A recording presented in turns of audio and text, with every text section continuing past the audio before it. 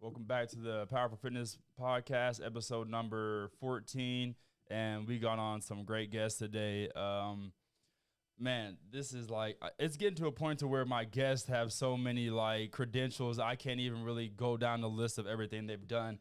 But we got Joe Worden on. He's a coach at Legends MMA, and his son, Talon Worden, which is, he's a competitor in MMA, kickboxing, wrestling. He trains out of Legends MMA as well, and Pedigo submission fighting.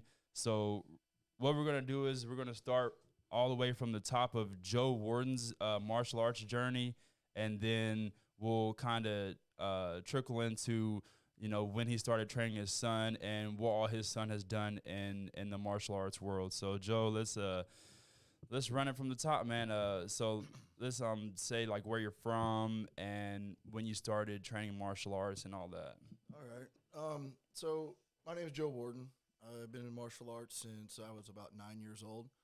I came from Caledonia, Missouri, which is a really small town of about 152 people. So we had basketball, and that was it. Maybe we had baseball too, but that was about the only two sports that we had. So I decided I want to do some martial arts.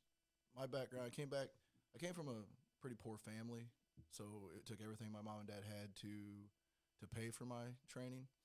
So I will always, look up to my mom and dad for that. If it wasn't for them, I would have never got started. But I started when I was 9, started in some Taekwondo. So striking was my background. And trained all my life. Wasn't really worried about belts, so I was kind of moving around and doing different things. And when I was 18, I graduated high school at 18 and decided to join the Marine Corps and left right out of high school. And once I got to California, I saw that people were doing different things. That's when that was in 96 when I got out there. So you only did Taekwondo before you were 18, before you went to the Marine Corps? Well, I started in Taekwondo, I boxed, and then I got a brown belt in judo. Oh, okay. Awesome. So, yeah, I kind of mixed it up. Like I was trying to explain to him, back then you didn't have the martial arts all under one roof. Right. So you had to travel everywhere. So these guys don't know how easy they got it now. To go into one place, you get everything. Right. It's actually nice. So, but yeah. But once I got out of the Marine, once I got in the Marine Corps, I started, looking into the jiu-jitsu stuff because I was at El Toro, and Torrance is where Gracie had his academy out there. So a lot of our guys were doing that. So I got into that a little bit and realized, man, I got to know this ground game too, because my striking, I can't keep up with, I was a decent striker, but I couldn't keep up with the guys that once they took me down. And judo, is mostly takedowns. It's not they don't spend a whole lot of time on the ground, right? No, it's not really too many. I mean, there's submissions there, but we were more throws, stuff like that. But yeah, they kind of opened my eyes a little bit. So started training a little bit there throughout the Marine Corps years. And then I came back and got out. Then I started training again at a local MMA school. Like the man passed away, but he was a Marine. He did it out of his garage, actually. Was a solid dude. And kind of snowballed from there, And then I decided to take some time off, and I went to school and got my career going. And once I got back out, I opened a gym and chiropractic office. Oh, I didn't know you were a chiropractor. Yeah. That's cool. Graduated in 2006 from Logan. But then once we got our gym going, I had a couple guys asking me if I would teach or show them some stuff. And I was like, man, I've never coached a day in my life. I don't really know what I'm doing here. So I took a couple guys and started coaching, training them a little bit, took a couple fights, and, man, we just started winning. It was crazy. When was this? In 2008. Cool. Started coaching and training in 2008. So did you ever compete much? I did in Taekwondo, and then I did kickboxing. Okay, cool. So yeah, but then I mean it was just crazy. Our guys started winning. I'm like, oh, maybe I'm not that bad at this, because I had a coach and he quit on me, and Eric Thompson, I'll give him a shout out because he was the one that said, you do it. I can't do this. He's like, you can do it. You've been doing this all your life. Surely you can show somebody how to do this. Well, it wasn't too long after that I realized, man, you know what? I'm actually a way better coach than I was a fighter. So I just kept coaching, and we kept winning. And by I don't even know 2010, 11, 12, I guess we were actually known as the best kept secret in the Midwest. That's what my gym was called. We were the best kept secret in the Midwest. We'd go anywhere. Iowa. I mean, we were traveling all over the place winning. Yeah. So that's kind of how we got started. Like, Eric Irvin was one of my first fighters to train with me. And he won a big international tournament in Chicago. I think that was in 2009. And he won it. It was a 3-day tournament. He fought 3 guys in 3 days, and he was beat up. I mean, it was a rough tournament. We had some of the best guys in the country around there. That's the first time I coached against Mick Doyle, who was one of Conor McGregor's coaches, and I was like, man, I don't know if I'm in this league or not, And he ended up winning it, and so I'll never forget. They gave him the mic, and they handed him the mic. They gave you things to say. He goes, "I can say if you haven't heard of Destruction MMA, you will soon." And he threw the mic down and walked out. And it kind of snowballed from there, man. It was so then it was Instruction MMA. It was Destruction, yeah. Or Destruction. Yeah, I owned Destruction MMA all the way up until 15 years, I guess, and I sold it because I was kind of getting out of it. Like I was kind of ready to retire. Like, I mean, I was still having fun, but it was turned more into. I had him, and I was like, man, I'm losing a lot of time here. Right. So I sold it, and then we just traveled to different gyms for a while. And then I guess last year? Yeah. Last year, Brian, one of my old fighters, came up and he's like, hey, I think I'm going to open a gym. Would you be interested in coaching over there? I was like, man, I don't know. I mean, let me think about it. So I went home, and he'd already started wrestling and stuff. So his mom's like, you know what? What are you going to do? What better place for him to train under than you? So let's just see what you guys can do. So it kind of snowballed from there, and, he's been training consistently now since he was 4 years old. He started wrestling at 4. Sweet. Okay, so yeah, let's talk about the young prodigy right here. So Talon, so how old are you? 11. 11? Yeah. Dang, dude, what? No way. How is this dude so big? What? You're 11? Yeah. 11. Wow. You look like you're like 14. My son is 12, and he's not.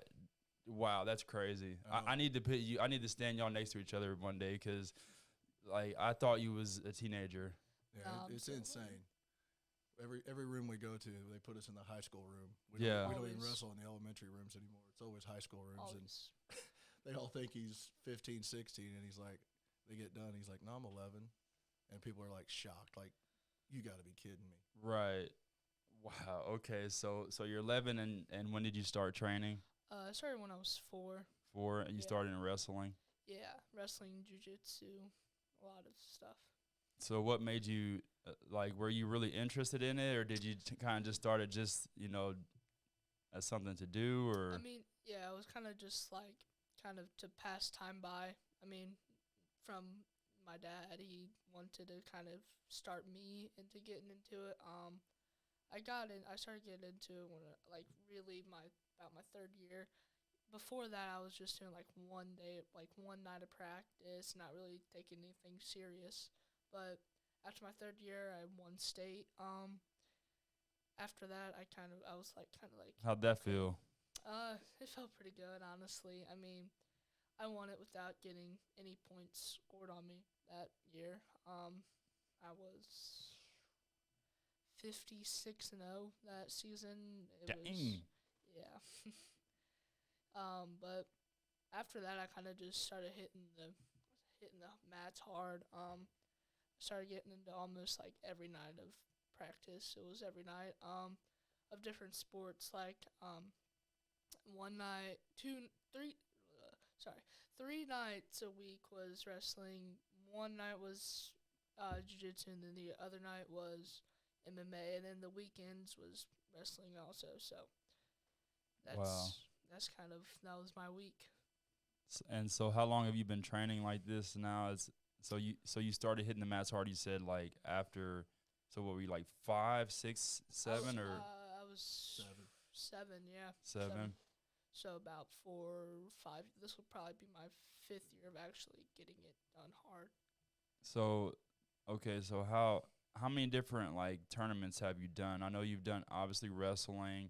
You've done jiu-jitsu tournaments. Yeah, I've done kickboxing and MMA tournaments already. So with the MMA, I think because I watched some of your matches. Is that like no head strikes? Right. Yeah, no, you can't hit in the head until you turn 18. That's smart. I'm glad they do it like that. Yeah, me too. I was a little nervous with the MMA stuff, and then they're like, "Oh no headshots until they're 18." I was like, "That's safer than kickboxing." 100%. Yeah. All it is body shots, and then once it goes to the ground, submission. And I mean, it's just a jiu-jitsu tournament, a wrestling tournament after you go to the ground. So Right. it was a lot safer that way. Everybody's scared to death of MMA. Like the tournaments, like are so small. Like nobody wants to do it because they're scared to death because it says MMA. You know, so but it's actually a lot safer. Missouri actually has it banned, so we have to travel all over the place. I wish Missouri would pick it up because they're like, oh, it's too dangerous. How's it? You're not getting hit in the head. I mean, how can they ban it? It's not like. I mean, is it? Or so are they sanctioned or? Yeah. Oh, okay. So technically, you could do it, but it wouldn't. I mean, that's the thing. It's like that's what I've wondered too. I'm like, if I wanted to have a tournament, you know, say in my backyard, what about it would make it illegal? You know, is it like sanctioning through the state? The state wouldn't sanction it, so it would be an unsanctioned. And then they could get you for like a smoker event or something, I guess. I really don't know. It's crazy. But yeah, so like we have to travel all over for him because, like I said, Missouri don't allow it. Where's the furthest y'all have traveled? Wisconsin. We took his first fight in Wisconsin up at Duke Rufus's gym, and that was his first tournament. No, your first tournament was in Gatlinburg, Tennessee. Yeah. We went to Tennessee. And okay, I've been there. He did his first MMA tournament there. He fought 3 kids in one night. So these tournaments are, I mean, I know there's no head strikes, but there are 3, 4, 5 fights in a night. Like it can get pretty, it can get pretty intense, you know? Oh yeah. So he won that tournament, and then we went to Wisconsin, and he won his first match there. He had 4 kids in the bracket. 4, yeah. And he won his first one, but then the quarterfinals, the semifinals, and the finals all forfeited. They wouldn't fight him, so he ended up winning it by forfeit because the kids were there. They just wouldn't take it. Wow. And then the one person like took their gloves off and started throwing them across the ring and everything. It was crazy. Yeah, they wouldn't take it. So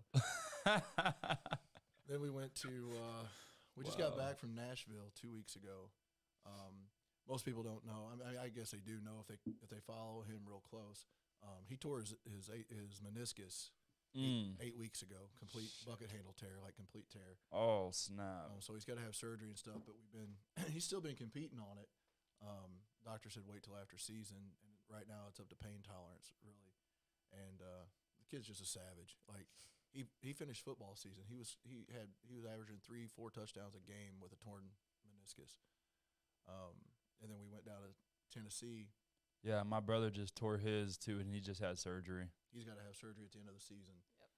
But we were waiting until that's over. But then he went to Tennessee.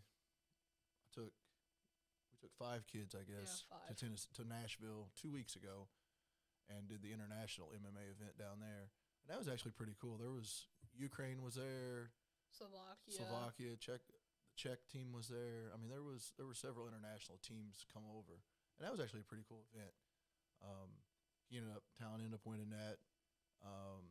Again, by forfeit in the finals. Yeah, the finals forfeited again. Wow. But he ended up winning it. And then 2 of my kids, Jackson Baker, who is 8. Oh yeah, he's just 8. Just turned 8. And everybody needs to keep an eye on this kid. This kid is a complete savage. Jackson Taylor? Baker. Oh, Baker. Yeah, Jackson Baker. The kid's a savage. He's 8 years old, and he's going to be the next one coming out of here. He took second down there. He lost in the finals to a Rufus kid who was really good. But these were all our debuts. These kids all have. Wow. I was the only one with the experience. Yeah, he was the only one that went with experience. These other kids that I took were all debuters, and we fought on the international MMA, like the biggest one that we could find. And these kids stepped up, and everybody made it to the finals. We had we had a first place, 2 second place, a third place, and then we had one that didn't place. He lost his first match. It was 1 and out there. Yeah, it was 1 and out. It's a single elimination, so like. And he lost to the kid who won it. He lost. Yeah, from Ukraine. Yeah, he lost to the kid who ended up winning it from Ukraine. His first match was a Ukrainian kid, and that kid ended up winning the tournament. Oh man, like after the fight, our kid hit him with the takedown. He hit his head on the mat so hard that he had to walk with like a frozen water bottle on his eye. His eye was like swole shut. It was crazy. Dang. Yeah. But yeah, so I mean, the MMA stuff for the youth, I'm actually pushing that. I'm actually getting ready to take over as like a coaching director for like our region for Gamma. So I'm going to try to be pushing that a little bit, trying to get the kids and the parents to realize it's really not as dangerous as everybody thinks it is. Like, just because you say MMA, everybody freaks out. But it's really not that bad. I mean, the thing is this, ain't no more dangerous than football. Absolutely Exactly. not. You can see this one coming. Football, you don't even see the hits coming. Right. You know? And it's less dangerous in kickboxing. He's 8-0 in kickboxing. And he's taking some heavy headshots. Yeah.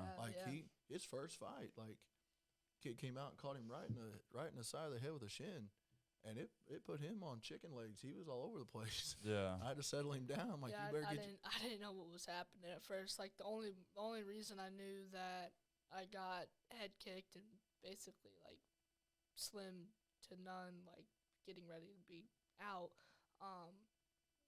was because of the video I watched. Right. Somebody was videoing it and showed me, and that's the only way I remember. He came back to the corner and he's like, he was still on a little wobbly, and I was like, "You good?" He's like, "I'm good." I'm like, "They're gonna call this if you don't get your head right, man." I'm like, "You gotta focus and you gotta walk out there because they're gonna call it." Yeah, I put my son in one of those the IKF point tournaments, and it's every time I seen him get hit, it's just like I'm just like, and since then I haven't even wanted to put him back in. You know, I feel like right now it's just best if I just keep him in like wrestling and jiu-jitsu tournaments until he gets older. But if I knew about those, you know, the MMA tournaments with I'd rather put him in that than kickboxing. You know, shots to the head. Absolutely, 100%. Like I said, that first shot he took, I was like, "Ooh, man, I don't know about this." You know, he's 10, 11 years old, and I mean, you don't need to take headshots like that at that age. You know? Right. They're still developing. Be brain dead by think about the Thai fighters. I know. Yeah. Those kids, like. Yeah, they do it because they have to. Right. Like that's how they support their family. They're pro by the time they're 11. Right. So they can support their family. I wouldn't want to fight him. He doesn't need to support us right now, so there's no reason to take headshots. So what's the plan? You plan on, you know, doing MMA as a career? Honestly, I don't know if I want to go football, wrestling, or MMA. I don't really know. You're young. You'll figure it out sooner or later. It doesn't really matter. All I know is I want to try to get into West Point. West Point? Yeah, to play a sport in there. What's West Point? It's one of the hardest. It's a military college. It's the hardest college to get into. Okay. For the Army, it's their officer school for West Point. It's a D1 school, but you have to play a sport. But then when you get out, you're an officer in the Army. So Okay. You can choose to be on guard or off guard, which National Guard or full time. oh yeah, and with what do you call it that you wouldn't be in? I forgot what you call it. I don't even know. Anyways, if you choose one thing, then it means that you would be like not. You'd still be in the military, yes, but you wouldn't really be like doing anything. So it's the National Guard is what he's talking about. So you can go National Guard or active duty. So if he goes in the National Guard, they give slots for West Point, and that's what he's looking at to get into. Yeah. Okay. So what's so why do you want to do that? Because I've kind of noticed that everybody that has gotten into West Point, their life and career is already settled. Like, I mean, you can basically, you get good jobs because West Point's the hardest school to get into. Okay. So I didn't know you played football. Yeah. So what pretty good at position it. do you play? A lot of different positions. Like last year, I played quarterback, which I just kind of ran the ball the whole time. This year, I kind of switched off from running back to tight end, like kind of switched it up a little bit. Then that's basically running back's been my whole life, honestly. That's fun. Just getting the ball and running. Right. Because Yeah. for how big I am, I'm pretty fast too. I have a 5.01 40-yard dash. Yeah, that's what I was thinking. That you're probably one of the bigger kids on the field. Yeah. When I was a kid, I never wanted to play football. I was like, all the kids were bigger than me. I'm like, this is not. I don't even understand what is going on here. Like, I didn't Yeah. understand the plays or nothing. So I never really liked that. But so yeah, I mean, looking at your Facebook page and stuff, I would think that MMA is like your dream to be like a world champion. Something like that, yeah. But it's kind of like, I mean, you're doing it and you're dedicated in it, but it's not like something you're not like dead set on that being your career. Yeah.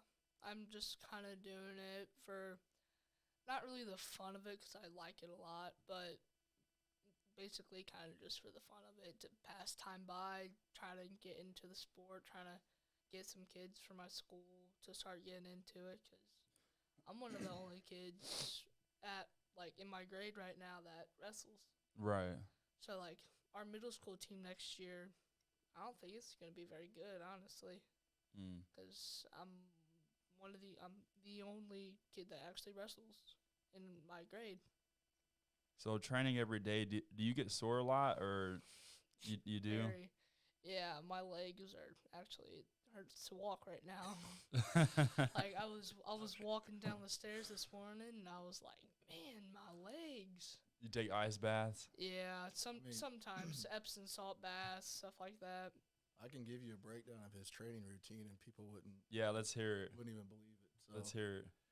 So we get up at 5:30 every morning, and by 6 o'clock we're in the gym. Yep, you're better than me. So by 6 o'clock we're in the gym. He's does his strength conditioning from 6 to 7, and then he goes to school. And he gets out of school. He goes to the middle school program for the wrestling program, and then he wrestles in that room from 3:30 to 5:30. And as soon as 5:30 is out, he jumps in with me, and then we either go to another wrestling practice or we go to MMA practice with me. And he does this Monday through Friday, every Monday through Friday, every day of the week. And on the weekends, we'll travel where we have to travel to get the good rooms because we live so far away from everything. Like yesterday, we went down to Pedigo, which is a 2.5-hour drive for us, but we do it every chance we get. When they're not in season, we go every Saturday. When they're in season, Misha, like the Illinois rules for wrestling, you can't have high school kids in the they're just weird rules for like wrestling. So we make every opportunity we can to, if Saturday rolls around, they're having a class, we're going, even if it is 2.5 hours one way. On Friday, we went down to Dexter, Missouri, to do a 2-hour wrestling camp with a guy named Mike Krause. He is a really good wrestling coach. I don't know if he was a very good wrestler, but he's a really good coach. He's produced a lot of champs and stuff. That's crazy. I don't know if I could have trained like that when I was younger. I mean, the amount of dedication that it takes and just willpower and I mean, you gotta love martial arts, because I don't think you would be doing it if because it's like, if you don't love it, dude, come on, turns man. into a job. You rather honestly. I mean, and then dude, I'm a grown man. And a lot of days I'd rather sit and play Fortnite, than train. But yeah, man, it's crazy. I catch a lot of slack sometimes because they're like, "Oh man, you're pushing that kid too hard." I'm like, people are saying that he's making me do everything. Like, if you would sit down and talk to him for 10 minutes, you would realize I'm not telling him to do anything or pushing him to do anything. Like, this is what he wants to do when he's on. Not when he's not training, he's watching videos on his phone. It's either wrestling or I usually watch football highlights or Yeah. something. Like he's always watching something that he does on YouTube to find different things that he wants to try out on the next one. Right. You know, I mean, there's many times I had to pull the dad card, and I'm like, "Hey, we're taking a night off." No, I can't take night off. No, we're taking a night off. Dang. Like this kid, like literally has a full tear in his meniscus, and he's still training It's like 5 days a week. when it tore. They call it a ow. A bucket handle tear. Yeah, they call it a bucket Yeah, handle it tear. flips over. Yeah, like Yep. flips over under my kneecap. It was, and then it like locks up and gets super tight and everything. It's crazy. You think you might have to have surgery? Oh, They're already calling for surgery. we were supposed to have surgery 3 weeks ago, I think. Yeah, and 3 weeks ago They on postponed Tuesday. it, and they said that, hey, you know what? We'll catch it at the end of the season. Just it's up to pain tolerance now. What he can do. Because what he can't that do. won't heal itself. It will not It heal will itself. not. Yeah. But you can't tear it twice. They said the surgeon told me you can't tear it twice. So just basically just do what you can off pain tolerance and go from there. And this is our first week back since the injury. Real hard. Like it's been a hammer week. We went to all the hammer schools, and I mean this is our first time back. I know your knee's been hurting. I'm pretty sure I tore my meniscus and my LCL like it was like 2 years ago, and it still hurts. Like yesterday, after I was done training, I was like, God dang, my knee is hurt. It's crackling and popping, and yeah, it's not fun. No, and this is not what we needed at an early age, but you know it is what it is. I guess everything happens for a reason. It slowed him down a little bit, made him. He came back this week hungrier than I've ever seen him. Like we haven't been really training hard because I didn't want to push it and hurt him. And then this week I was like, you know what? If they said if you're gonna wrestle this year, this season, you're gonna have to get after it. You know, if you can't, then we'll know. But if you can, then we'll know that too. So you're gonna have to, get after it. So this week's been a rough one. Like he's beat down sore this week, but he hung in there. Like he's still banging with the high schoolers. So I'm not too worried about it. So do you feel like maybe he should stop training until it's fully healed? Well, it won't heal. So once we have the surgery, we gotta be down anyway. So once he gets that surgery done. So when you said it can't tear twice, basically what you're saying is it can't get any worse. It can't get any worse. No. Not right now. Okay. That Yeah. makes sense. That's like, okay, that makes sense. Yeah. So once we get the surgery down, then he'll be down for a little while. But we got so much stuff coming up. Like we have an opportunity for his MMA. I can't really say anything because it's not 100% yet, but I can say that it's overseas, and so we gotta be ready for that. We're hoping it's in March. They keep telling us that they're gonna try to do it in March. So if that takes off, then we'll be overseas in March. The team's also never gotten beat before. Yeah, but we can't announce it yet because it's not 100% for sure. But then in April, he leaves for the Netherlands. He's wrestling the Easter tournament over there. So he is wrestling in the Netherlands, Amsterdam, and Germany in April.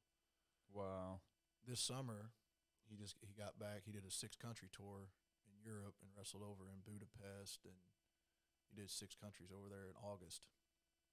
So, yeah, 11 years old, and he's already wrestled in, it'll be 9 countries, That's crazy. It's insane.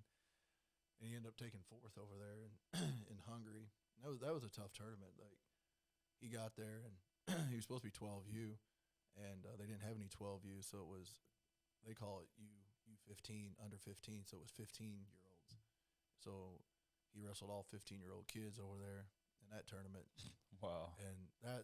And he was 53 kilograms, and they wrestled at 57 kilograms, so he had to go up to 57. And That's like 8 pounds heavier. Yeah, and 4 years older, and it was definitely made a difference. I guess more than 8 pounds because a kilogram is 2.2 pounds. So, yeah, that's like 9 to 10, like about 9 pounds heavier. And it was which makes a big big difference when you're grappling. It does. It And does. especially 4 years older too. And that too, yeah. Like The wow. puberty difference was crazy. They looked like grown men. Like the kid from Slovakia looked like a grown Oh man. yeah, beards and shit. Yeah, He they came all out. had beards. It was funny. He crazy. came out and he was big and he's walking around. I knew we were up soon and he's over there warming up and I just laughed. I'm like, hey, that's probably your kid right there. And he's like, that kid's freaking 18. I'm like, and then I'll be danged if they didn't call our name and that kid walks out and we walk out. He just looks at me and goes, all right, here we go. He ended up losing. Talon lost that match. It was for third and fourth place, and he lost it 11-9. So I mean, it was a banger. Like they were banging hard, but Had I the mean, kid flat on his back for 30 seconds. 30 seconds, kid was straight on his back, not moving. And the ref would just look at us, lift his hand up, go like 1 inch off of the mat, and just shake his head and be like, not today. They were definitely cheating out the Americans. Oh, over there. 100%. Yeah, that's how it's always going to be. Anytime you, and that makes it even harder. Like, yeah, a lot of you got the hometown boys that always fight, always compete their hometown, and never travel. You know, so like traveling and competing, it makes you a completely different fighter, a different martial artist. You know, absolutely. And I've said that from day one. Like he told me one time, you know, just before we started. So we train at King Select Wrestling Academy with Ryan King over in Granite City. Ryan's one of the best coaches I've ever been in the room with. Not only is he a great coach, but he's just a great guy. Like He will do anything. I don't like you've been around this area all your life. I've been around this area. I kind of call this kind of a they beat you down, but they don't beat you up. You know what I mean? Like they don't bring you up. They just want to beat you down 24 hours a day. yeah, I can't find you know what I'm saying? Like there's not a lot of unity. no Support. There's not a lot of support here. They want to see you fail. I mean, I see it. I've been seeing this for I've been coaching for 17 Like crabs years. in a bucket. Yes, exactly. I've seen this for 17 years. I'm like, and it used to not be as bad as it is lately. Lately, it's been a dog-eat-dog world, man. It's like every man for himself here lately. It's kind of, it's like the sport's going a different direction than when I started, and I'm not really liking it too much. Like, it's just a weird vibe. I don't know if you're feeling it yet, but if you've been around for a while, you'll start feeling 100%. And, you know, I mean, you can feel the energy, too, when you meet people. Like, does this person want me to, you know, be successful or do they not, you know? And, like, yeah, I mean, I feel it a lot with the promoters and the fighters and the coaches, you know. Like Chad Mueller, you know, he's one of those guys, like, you can be fighting against one of his students and he still wants you as a martial artist to grow and succeed. Like, he cares about the sport, you know. But, yeah, it's hard, you know. So people are they're just small-minded. They are, you know? and they're out for themselves, so it doesn't really matter. And they're insecure. Yep. And they want to put you down to make them feel better about themselves or something. I don't know. Like I said, the whole aura of the martial arts, the last, what I've been doing for 17 years, it's just changing here lately. Lately it's been every man, like guys I've trusted for years. I can't trust them no more. It's just crazy to me. I'm like, wow, this is getting bad.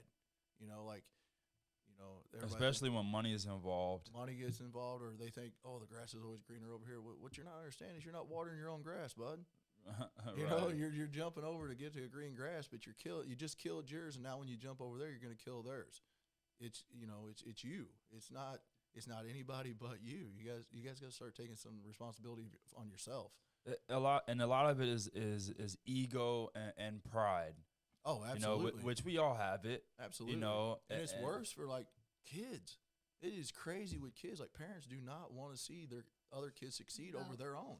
It's crazy to me. Like I've been coaching kids. This is my first year to coach kids. I've never coached kids before in my life. I never wanted to. I didn't have the patience for it. Amen. So I started training. I started coaching him, and then I started this year, my first year, to start coaching kids.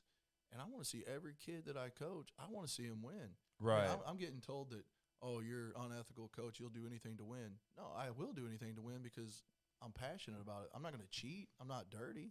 Right. But am I going to push them? Yeah, absolutely. I'm pushing them. Am I going to get in their butt in the gym? Absolutely. Right. You know, don't waste my time or yours. You know, if you're here and you want to win, if you don't want to compete, that's one thing. But if you're wanting to compete, why not give it everything you got? Right. You know, so I'm going to push you in the room. But get to back on to Ryan. Ryan King is like I said, he's like he's one of my mentors. And he told me one time, like, and it stuck. It'll stick for life. He told me, he's like, hey, do you want to be liked or do you want to win? Mm-hmm. And I was like, well, I want to win. He's like, then you won't be liked. He's like, if you're losing, they're going to like you because you're not a threat. You start winning, and you're becoming lonely at the top. It's lonely at the top. Like, that's what he said. It's lonely at the top. You start winning, you're going to start getting talked about all the time. You're doing this. You're doing that. Oh, look at this guy. Oh, yeah, look at this guy. And I've noticed it really bad with him. Like, people are always like, oh, you always posting stuff on Facebook or his page, and you're just putting a target on his back. Okay. Chase us. I mean, if that target, catch it. You know, I do it. I don't do it to bring the heat to him. I do it because, well, first of all, we get sponsors. People help us. Like, we went overseas on that trip. I didn't pay a dime for that. Our sponsors got us overseas for a 6-country tour. I mean, how awesome is that? Like $2,500 each. Like they look at that stuff and, you know, the ones who do believe in us, but then there's so many people back here. But anyway, Ryan told me when we started wrestling, he was a state champ when we went to his room. And Talon told me, he's like, hey, I want to get better. I want to start taking this serious. And I was like, okay, well, you're going to have to start training more than 1 day a week. Because that's all we were doing was 1 practice a week. And he's like, okay. So like, I'm real big on vibe in a gym. I'll go into a gym, and if I don't vibe off of it or if I don't catch good energy out of there, I'm gone. I'll just be like, you know what, no, we're not going here. And he's the same way. Like, I'll put him in a room and watch, and I can see the difference between his performance in this room or this room or this room or this room. Like, I can see it. Like, you can see it. Right. You know, I put him in Ryan King's. He's a savage. I mean, he'll just bang with everybody he puts in front of him. Same as Michael Pixley and Alejandro Wagner down at Pedigo. He's in their room. He's an insane savage. Like, he's murdering people. But then I put him in other rooms, and you can see him just shut down because there's too much animosity in there. There's a peeing contest. The parents are like, always over there. Hey, why can't you take him down? Screaming at their other kid, you know. And I'm like, Jesus, this is getting insane sometimes. But Ryan told us we came to him as a state champ, and he told me, he's like, hey, we need to do a national tournament. And I was like, okay. When was that? You were 9. Yeah, He was 9 years old because it was our first time to do a dual team. I will never forget this. I was 92 pounds. We didn't really want to cut, and the other weight was 85, and that spot was already taken. That was the highest weight besides heavyweight. So I was like, it's all right. I was pretty big at 9. 92 pounds. I mean, I was thinking in my mind, I was like, how many other kids are really going to be that much bigger than me? Boy, was I wrong. The lightest kid I had was 110 pounds. Oh, snap. And that was the only match I won. That's almost 20 pounds. That was the lightest kid. The heaviest kid he went was 177. 177 at 9. What? Yeah. Bro was like 5'8", and like he was a big Samoan kid, dude. It was crazy. Yeah, he wrecked us. I was like, he had me in a head and arm, and I had both hooks in, which is like where you take your legs, and for people that don't know, where you take your legs and wrap both of their legs. I had both hooks in. Bro was just pulling. He finally fell, and I was like, oh, that Right. Knocked the air out of me. I was like, man, pin me already. I did not want to be stuck under that kid. Like you're not going to give up. It's like, could you just beat me already? Yeah. Jesus. But Ryan told me, he's like, hey, I want him to do a national tournament. And I was like, all right, we'll go. And, you know, and he was coming. He was 36-0 that season locally and won a state title. And I thought, we'll be fine. We went 1-9 that weekend. Yeah. He won 1 out of 10 matches. It was insane. It was crazy. Big jump in competition. But then the weight, of course. Yeah, the weight, of course, like, too. The weight, there's nothing. Dude, people talk about, people say, I don't care how big you are. I don't care. You better care about size. Size matters, man. Oh, yes, it does. It does. I don't care if you have 2 equally skilled kids and one's 10 pounds heavier. He going to win. That 10-pounder's going to win. Yes. You have to be so much better than your opponent if they're bigger than you. Yep. Like Yep. one thing that I noticed quickly grappling against my older brother Keith Dawson and some of the other guys, especially against Keith. If I'm not 3 steps ahead, I'm screwed. Yep. Like not For not sure. 1 step ahead, not 2. I have to be 3 steps ahead. By the time when we're scrambling, I have to be 3 steps ahead. Otherwise, he's gonna drop. Capitalize He's on gonna drop down into a better position. Like Yep, absolutely. just like yeah, it sucks. And so he was mentally beat that weekend. We came home and Ryan's like, "Hey, I told you was ready for that." I'm like, "Ready? We went 1-9. We lost more. We lost more in 1 weekend than we lost in the last 2 years." And he's like, "You're still ready for it." He's like, "Yeah, you're just big. You'll be all right." Yeah. So I told him, I was like, "You want to do another one?" And he's like, "Yeah, let's go and do another one." So What was our next our one? next one, we jumped right into Worlds. We went to Reno Worlds. Oh, yeah. And it was a wrestling tournament, and he was a little tentative because he had just come off of so many losses, so he was kind of shy on taking shots because he kept getting Yeah. stuck under those big boys. So Oh, he was a that's- little tentative. Those are the worst, dude. When you that's how I am against the bigger guys in my dojo. I don't want to shoot on them because it's like, dude, if they sprawl, oh my god, I'm just like, All that weight oh, just compacts dude. on you. Man, sucks. And then he ended up taking 4th at Reno Worlds that year, and then after that, man, it was like I don't know, something clicked. It just clicked, and he started training harder. And a lot of kids would have said, "You know what, I'm ready to go back to the local scene and be the best," Right. And he told me one day when we was driving in the car, I was like, "Look, dude, we can hold off on the national tournaments for a little bit till you get confidence back, get back in the scene, get back in the groove." And he's like, "Why would I want to be the best in Farmington when I can be the best in the world?" Ooh. And I was like, "You're right." I was like, "You know what? With that attitude, man, Yeah. we're good." So, and after that, man, it clicked, and like he won. He just kept winning. I mean, everything we put him in, he'd win. Like every national tournament that we shouldn't even be placing at, he's winning. He won Tulsa. He won preseason nationals. Stuff Won that Adidas Nationals. 3 times. 3 times. Like stuff he shouldn't be winning, he wins. Yeah. And now, because we used to be like, "Oh man, we got these hammers in there," and now everybody's like, "Oh man, he's in this." So we're seeing people now rolling their eyes when they see us in a bracket instead of us rolling like, "Oh God, here we go." Yeah. Now it's the opposite. Now everyone's like, "Oh man, Talon Warden's at this freaking tournament. Now what do we do?" And I see people moving brackets a lot now. And I'm like, I shouldn't be able to do that. I But can't even. it is what it is. I can't even join a jiu-jitsu tournament like 3 days before everybody's You do gonna it day pull of out. now. Yeah, we have to do it day of. Wow. But That's tight. But like he enjoys it. I enjoy it. Like we travel. Like we have traveled all over the country. Like, I mean, every state you can think of. We flew out to Vegas last year. He won Rocky Mountain Nationals out there, and like we weren't supposed to win that. Like, we really weren't. We wasn't. Out of Farmington. Yeah, we weren't seeded. We weren't nothing. We went out there and won it. Got a belt. Yep. So he was last year alone. He was ranked number 1, 2, and 4 in the country at 3 different weight classes in wrestling. I kind of tend to notice, like, also because, like I said, I was heavyweight and everybody was so much bigger than me. It was my first national tournament. I didn't know what to do.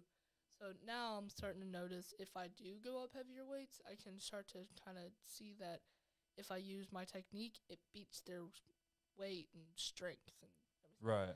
Like, it's almost like all of the weight that they're carrying makes them so much, like, more slow. Yeah, and they tire a lot faster. So you Yeah. definitely want to, like, for me, when I go against bigger guys in grappling, the first thing that I remind myself is hand fight with them. Dude, they get gas just hand fighting. You know what I'm saying? Like getting them to react like just those small little twitches they have to do to react to you, it tires them fast. So, and then of course, the getting them, like a lot of people don't realize you can mentally get tired but not be physically tired. So, just doing a lot of hand fighting with them will slow them down, and hand fighting, tying up, hanging on the head a little bit. Right. Man, it wears you out having to pull your head up the whole time looking. Oh, trying to yeah. get your head up. Just you can wear him down pretty quickly. But yeah, like I said, we've been putting him in the rooms now where he just goes with, and now we just go with anybody. It doesn't matter. Like our main training partner is 155. He's 120, 125. He's 8th grader. So what is he? He'll be 14. Jeremiah Kleins. He's good too. He's a great wrestler. But it makes him work so much harder. So when he does go against a kid his size and age, it's a cakewalk. Right. He just man tosses 11-year-old, 12-year-old kids around, because he's used to going with such bigger guys.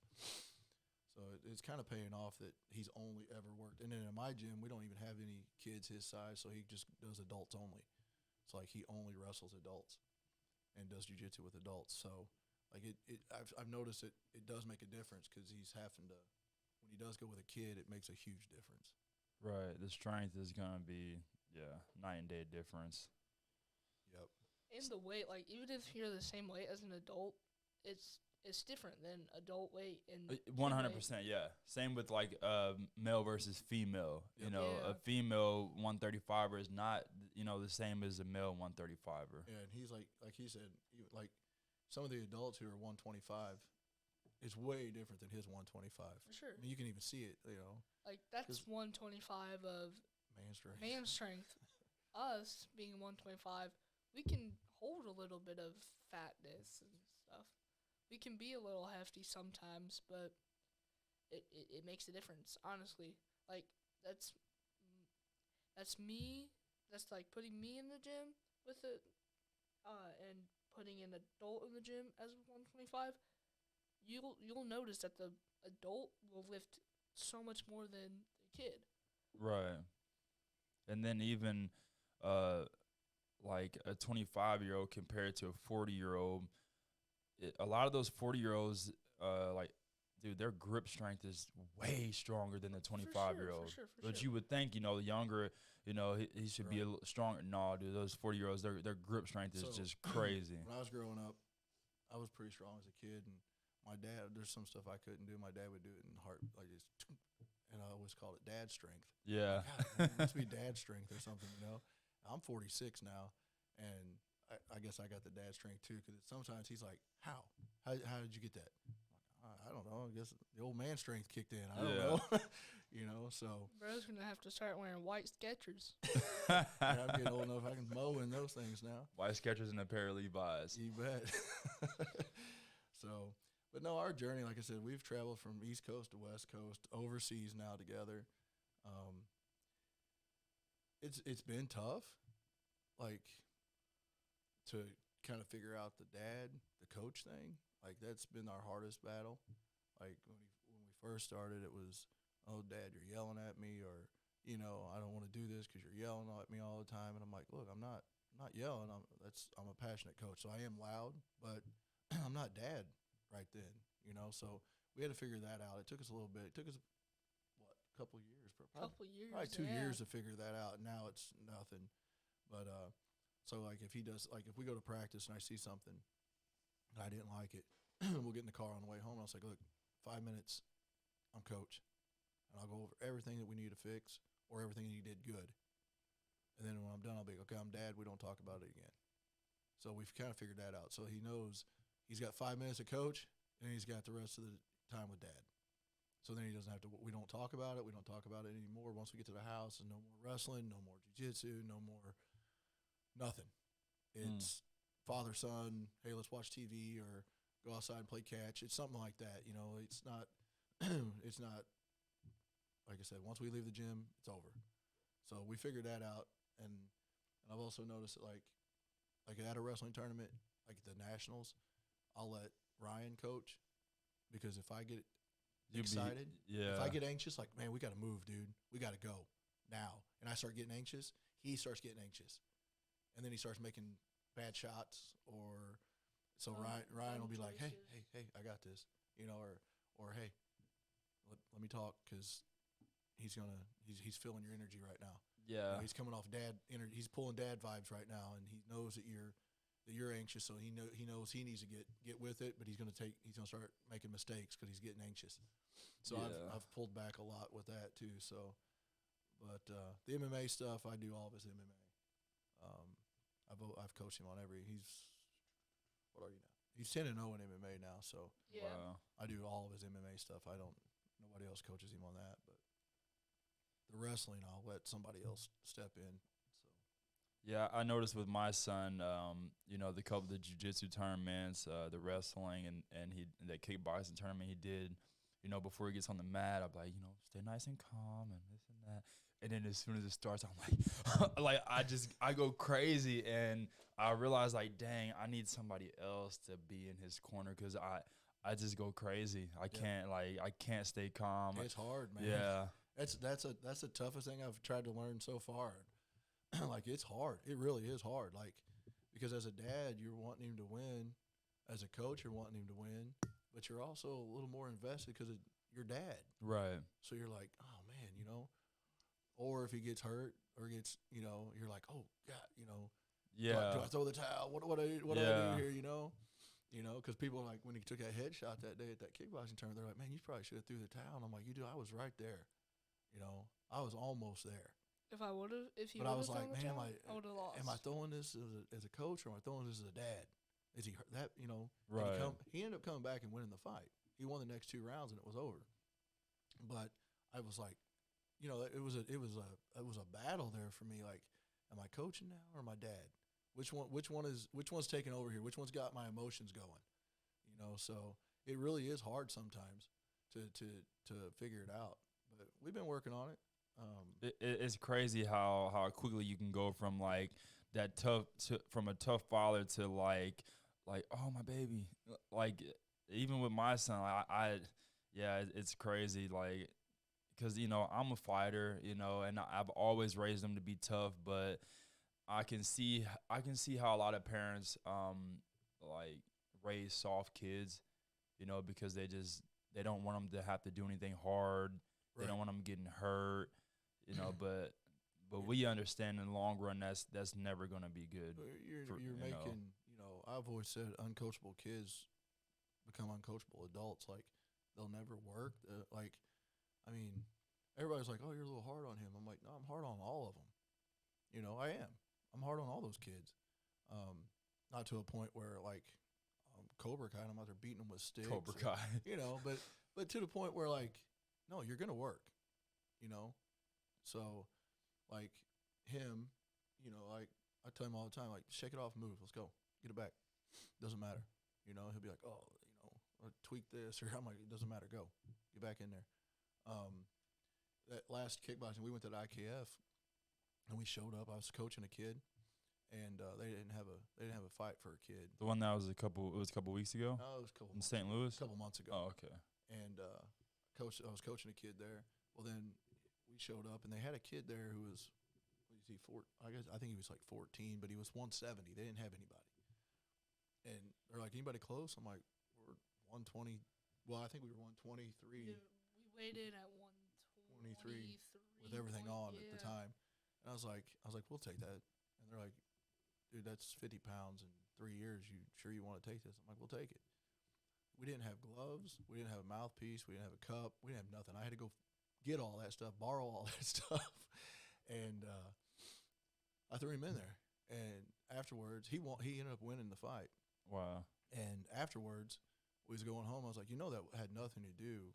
Because we have this thing where we're like, hey, so I'll be driving. I'll be like, okay, life lesson.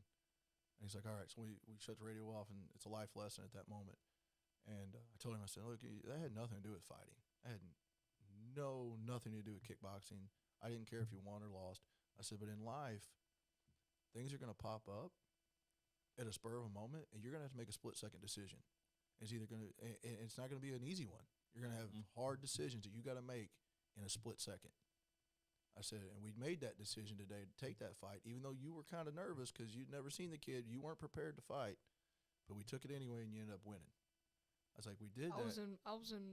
After that, I was actually getting ready to go to wrestling practice. I was in all my wrestling gear and everything. I didn't even have, like, fight shorts on or nothing. Right. And I could tell him, I said, that had nothing to do with that. That was a life lesson on, can you make a split-second decision in the face of fear? Are you going to look at it and take it, or are you going to run? These are your only options. You could have said no, but you could have said, let's do this. And you said, let's do this. But you could have said no and went the other way. I was like, but you didn't. So, like, those are the split-second decisions you're going to have to make in life one day. Like, life isn't easy.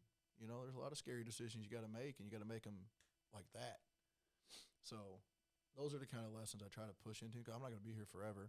Right. So I'm trying to make him learn all this stuff now, and when he gets older, he can teach his kids this. And, like every gym we go to, all the coaches will tell me, he's got something that we've never seen before. Like his grit, he's got stuff we can't teach. Like, right. He's got no quit in him.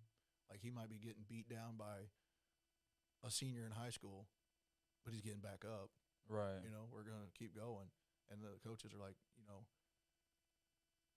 and I think it's just I told him the other day, like, he played football with that knee.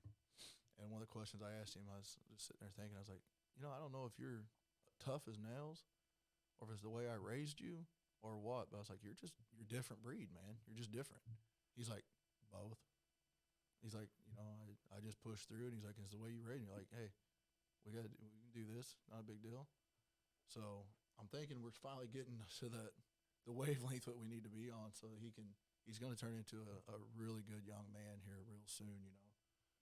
Not that he's not already, but he's 11. He's still a baby in my eyes. Most people are like, nah, he looks like a grown man. I'm or like, you're just It's old. crazy. It's crazy how big you are. It really is. Yeah. My son, he just turned 12 and he's like a little twig. Well, we do everything right. Like, not only do we lift and train, but like his nutrition's on point. Like, we use Jessica Lassiter with Relentless. She does all of his diet plans, meal plans, proteins, branched chain aminos throughout the day to recover, Epsom salt. I mean, we do everything right. Right. And then people are like, man, I don't know why he's different than ours. Well, you're eating ice cream and cookies, and he's doing protein shake. And, right.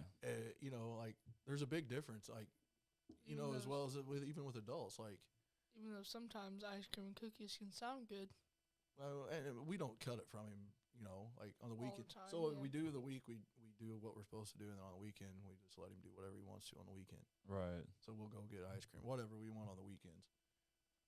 But as hard as he trains, we have to have that nutrition, or dude, he would be broke down.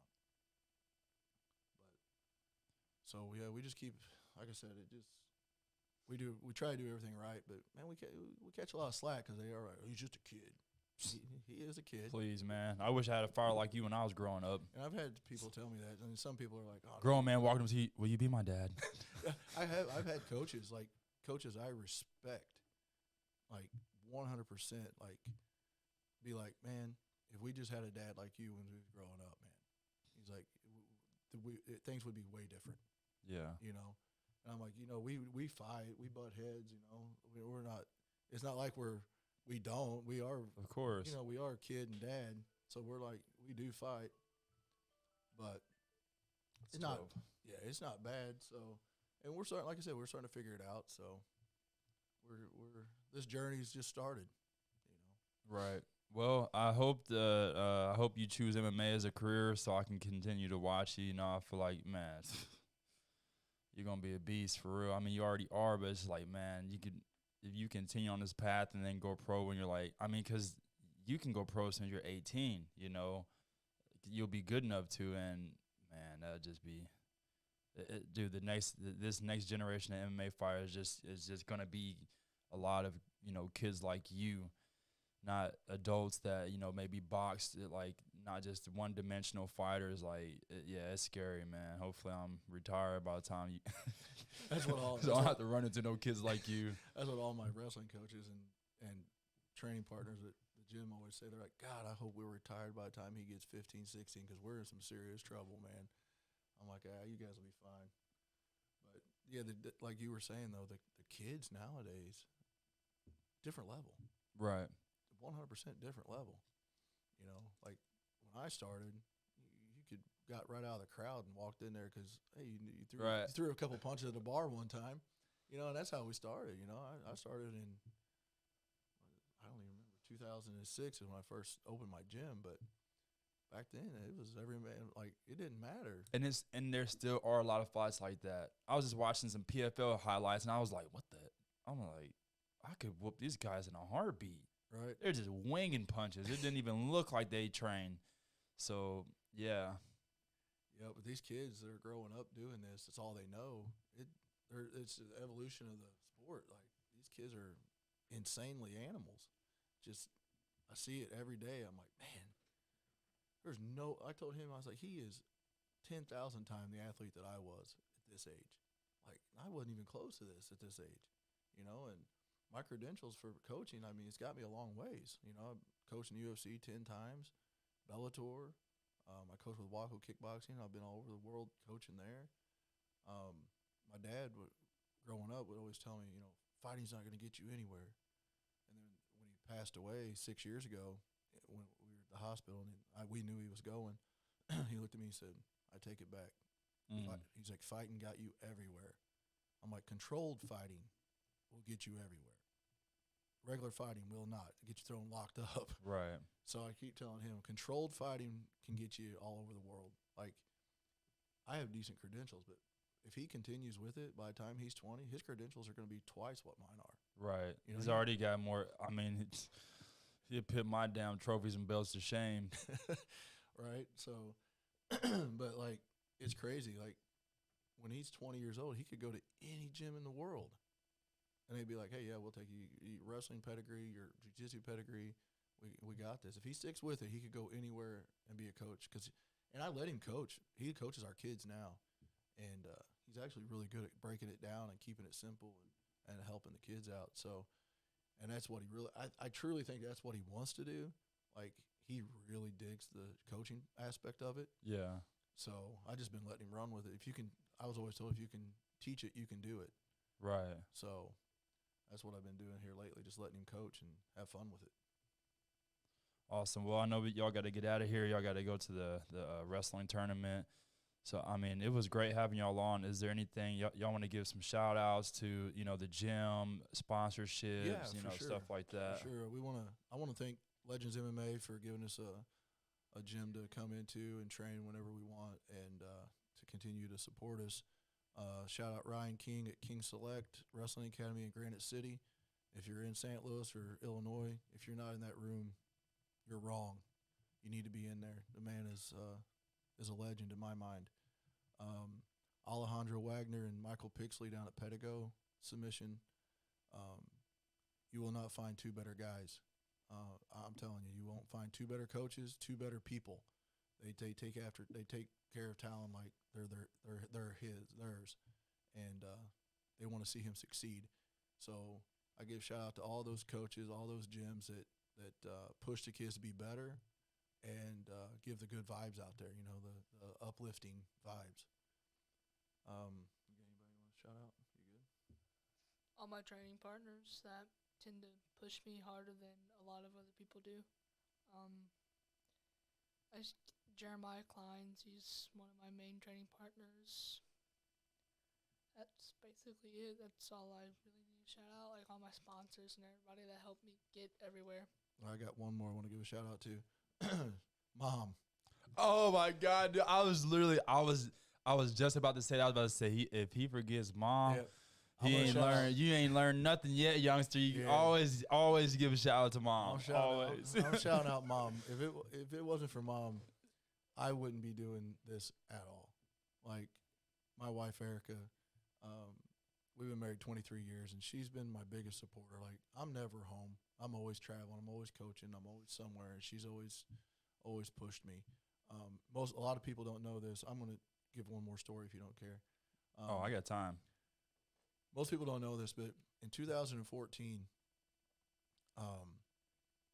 so like gyms, fighters, you don't make no money. There's no money in it. Amen. Most of the fighters or they don't want to pay for one. Because right. They think they're too good to pay. Most of them don't got it. They don't got it. And if they do, then they blowing it on something else. Yeah, exactly. So, you don't make money in this sport. If you're in this sport to make money, get out now. It's not going to happen. But in 2014, we were struggling to make the lease payment. And I had a Cadillac. You sold it, yeah. CTS. I remember you told me that story. I sold it for $1,200. That thing was worth probably $6,000 to $7,000, but my lease was $1,200, and I sold it so I could pay my lease for that month.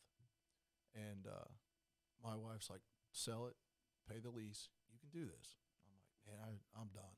I'm over this. I'm over it." So I sold the car, paid my lease.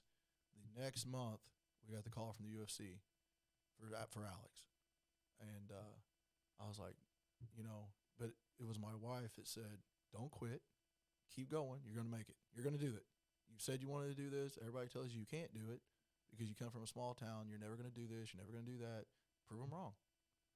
I said, "All right, I'll go out there and give it my best." And then like the next month, we were signed by the UFC, and we were in the UFC we fought 10 fights in there. So, I mean, never give up.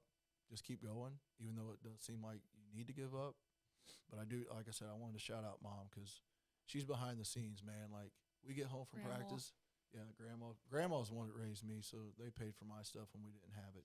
But then when we get home from practice, Mom already has our dinner ready for us. Like, she knows what he's hungry after practice. I mean, she takes him to practices after school, like packs his lunch every day on what he's got to eat. Like, she's the glue behind this. It's just I'm the Uber driver, and she's the glue behind the whole thing. So that's awesome. But we have a little tight little family. Like I said, we've been married for 23 years, and we're hoping that he can see that, we put everything into him, and when he gets older enough and has kids, that he can be like, "You know what? I see where my mom and dad were coming from. It was never easy, but they made it happen." So, but that was my last story for the day. I just wanted to give everybody a chance to, if you feel like it's that time to give up, don't. You still got more. You still got time. Awesome. Well, man, I loved having y'all on. I hope to have y'all on again soon. Absolutely. And, hear more stories and talk more about the arts. This is what I love. This is why I started the podcast, because I just love having conversations about, physical fitness and martial arts and, the things that matter in life to me, taking care of yourself and having that self-discipline. And, yeah, it's just awesome to see you, such a great father, and seeing, a young beast just whooping people all across the world, like, man, that's awesome. Well, we appreciate you having us for sure. All right, everybody. Thanks for watching this episode number 14. Hey, I still got more shirts. Go follow them on Facebook. Y'all got Instagram. Yep. Instagram. Y'all got a YouTube channel? No, not Man, yet. that would be awesome if y'all had a YouTube channel. We've been talking about it. I think that's actually our next step. It's a whole, it's a whole nother ball game, but man, it'd be awesome because y'all could create content for adults and for kids. And yeah, it's just another way to make, I ain't making no money yet, but hopefully eventually. Right. All right, everybody. Thanks for watching. Peace. Thank you. All right, let's get a quick